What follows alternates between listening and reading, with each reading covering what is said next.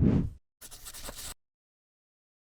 to Football Fan Day in UK. We're down here at Manchester City U Stadium. We've just been watching the under-21, but we're going to get a bit of fan reaction to what you guys know is going on in the news at the minute with all the speculation about Man City and what's going to happen in the future. So obviously, I'm sorry, I didn't catch your name. Charles is my name. Charles, what do you think about the youth team? Obviously, probably ask you about that first. Good performance there, good win. Yeah, 3-1, you can't go at that. They struggled, I thought, a little bit at the end of the first half. They came back well in the second half, good goals. Do you come watching the youth team regular? Say regular, a few games yeah. And obviously you've been to a few games, do you feel like the club's making steps forward with the youth team and youth development? No question about it. We're going to be asking you about stuff. They're investing in the owners invest in the club, clearly they're investing in the youth team, women's, they're investing in the area. Yeah, obviously fans from outside Manchester City won't know, from outside Manchester won't know the investments that's gone on in the local community, to get what I mean. But you as a fan, you feel it's been positive for the community, but not just as well as the youth development? Absolutely, they've invested in the whole area, the community, certainly the club. I mean, I can remember when this area was totally run down. Now, yeah, it's definitely, like I say, for fans that don't know Manchester, that they wouldn't notice it. But you as a local resident and a local, part of the local community, you've noticed it dramatically. That's awesome. So, can I just ask you, obviously, with what's gone on in the local press recently, towards Man City, what's your thoughts on it? You're talking about the Premier League? Yeah, obviously we had it not so long ago with UEFA. Now it's the Premier League. Yeah. What's your thoughts on it? I can sum it up in one word, and I'll avoid swearing. It's a witch hunt. You feel that? Yeah, absolutely. It's a witch hunt. I can remember when City were in Division 2, and they were perfectly happy for other clubs to spend money. In some cases, there were some clubs spending money they haven't got. That seems to be all right. City spent, it's no secret, City spent money. It's money they've got, legally obtained. I don't know all the details of it just because I'm not an accountant, but, they bring these rules in because City have stepped into a closed shop with certain clubs that were already there, mentioned names, playing red, some of them anyway. And it annoys me really to see that they just don't, and as you say, UEFA tried it, now the Premier League are trying it. And I thought Pep put it very well in his press conference the other day. He summed it up very well. They bring in these rules, which is debatable whether they're truly fair play rules. And if you want fair play, then nobody buys anybody.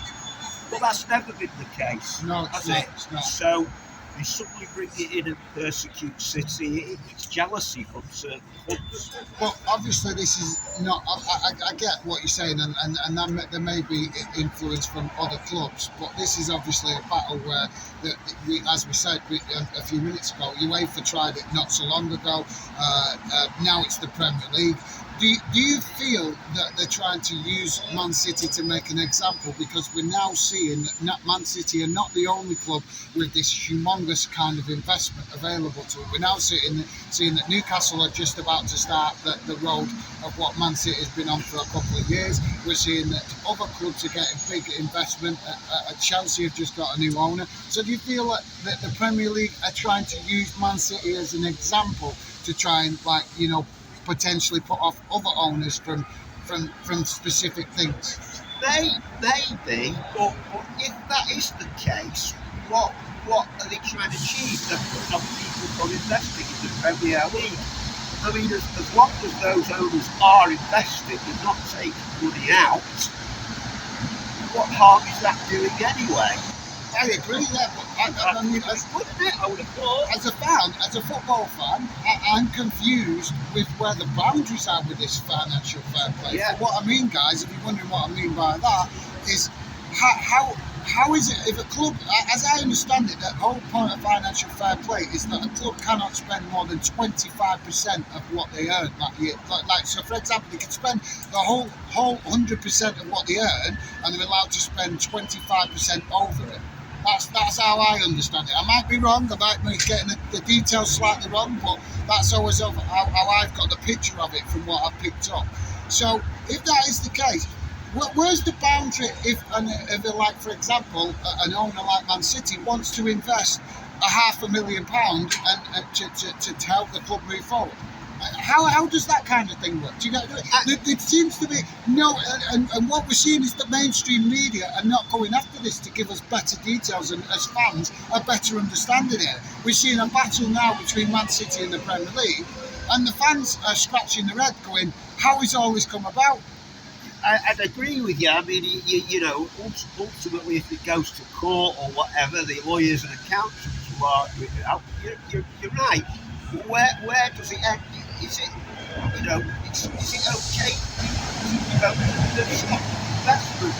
And really, it's just protecting those at the top. Because say there's some other club at the bottom of the pyramid and an owner wants to come in and buy them, even if that owner does come in and invest, he can't invest. So it really is stopping opportunities for others. It's not really protecting anybody.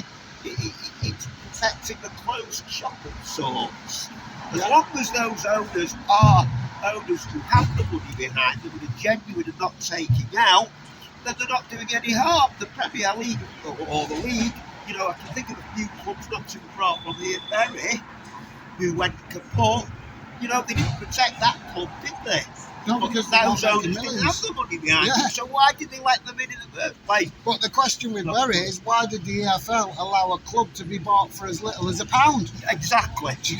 Exactly. So finally, just before we wrap up the interview, I've got to ask you, with this all in the pipeline, it's going to spin out over the next few months, years. It's not going to be a 5-minute thing, this battle now with the Premier League.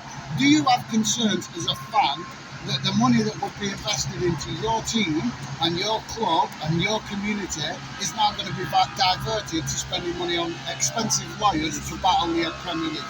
Yeah, I do. Yeah. And that money could have gone into the club. Maybe they're going to charge us with spending too much money on lawyers now. So you might even have to put ticket prices up because you know lawyers are not cheap. Yeah. Do you know what I mean? It's not doing anything for the fans or community. It really is. You know, it annoys me really to see it. Maybe I'm biased, but I think it is protecting football in general. It's protecting self-interest. Certain elements. Yeah. No, that's a fair point.